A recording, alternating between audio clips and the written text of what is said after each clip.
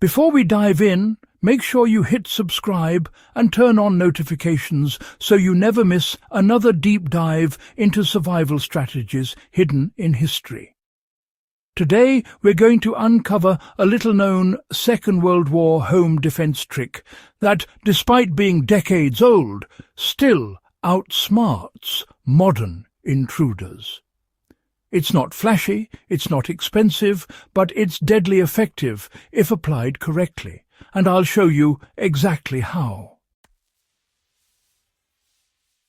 During the Second World War, civilians faced threats that range from aerial bombardments to spies and saboteurs infiltrating communities.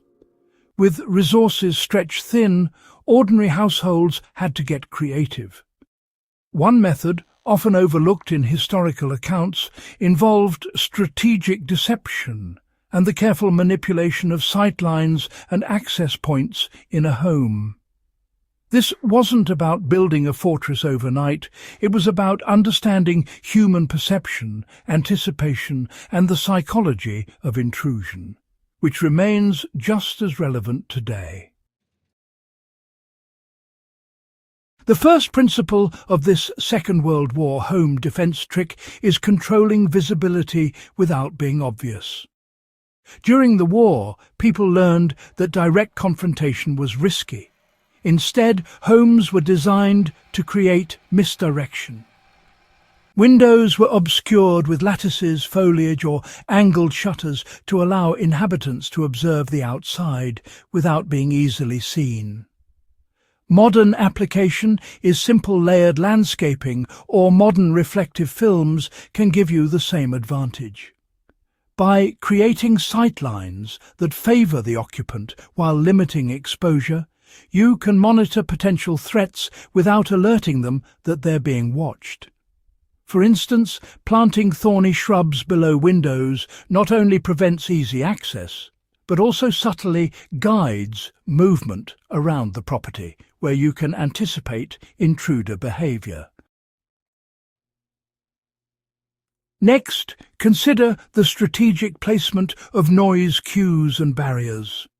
Second World War households often use subtle auditory alerts to detect intrusions, floorboards that creaked in predictable spots or objects placed to topple quietly when disturbed.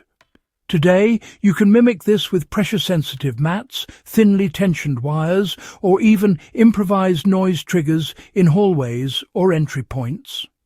The key isn't high-tech alarms, it's integration into your daily life so that these triggers blend in and don't give away their purpose. For example, positioning a metal tray on a shelf in a hallway can serve as a sound trap. Anyone stepping carelessly will make the sound, alerting you before they reach critical areas. Now, the third aspect that World War II households really mastered was the clever use of decoys. Empty rooms, fake storage areas, or even just rearranged furniture could, convince a trespasser that they were seeing the entire property when, in fact, the valuable or strategic points were actually well concealed. In a modern home, this sort of thing translates to placing cameras in obvious spots while keeping key entries or valuables protected in less predictable locations. Another approach is to reinforce so-called fake entrances. A basement door that appears easily accessible might, in reality, lead nowhere, forcing intruders into monitored or controlled spaces. This psychological manipulation, a wartime innovation, can slow or redirect intruders just long enough for you to respond safely. Then there's the lesson of compartmentalization. Many homes during the Second World War didn't have the luxury of reinforced steel doors, but they did have segmented access. Rooms were arranged so that a breach in one area didn't immediately compromise the entire household. Hallways, gates, or even furniture placement created choke points. For modern homeowners, this means thinking in zones, create layers of security within the home, where entry into one section triggers alerts or, well, forces a bottleneck.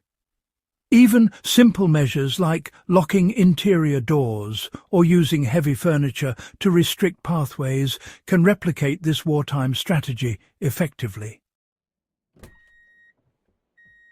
One of the most overlooked parts of this WWII strategy was the element of unpredictability. Homes were rarely left in a routine pattern. Occupants would alter window coverings, rearrange furniture, or rotate noise triggers to prevent intruders from learning patterns. This is perhaps the most critical lesson for today.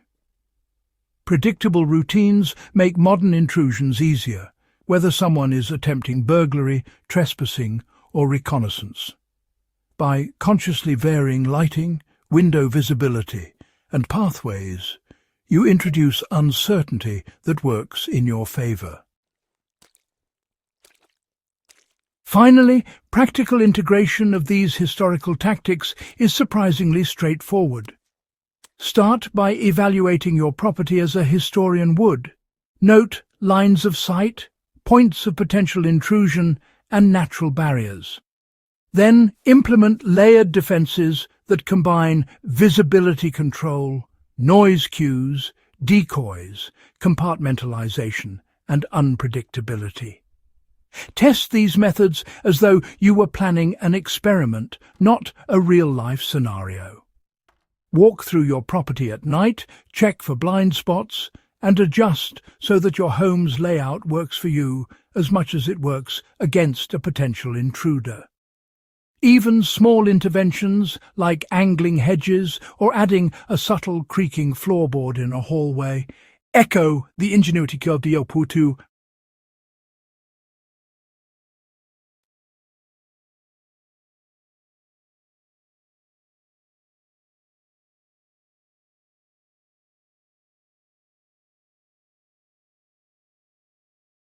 Tattooed year had protection that modern high-tech gadgets alone just can't replicate. History isn't just for textbooks, it's a toolkit. WWII civilians survived and protected their homes using intelligence, creativity, and psychological insight. By applying these same principles, you gain a security advantage that transcends time. This isn't about fear. It's about using knowledge and preparation to make your home resilient, whether the threat is historical or contemporary.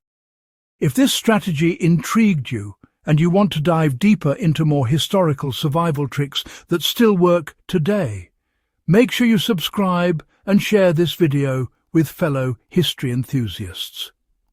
The legacy of survival isn't just stories of the past, it's tactics you can use right now to protect.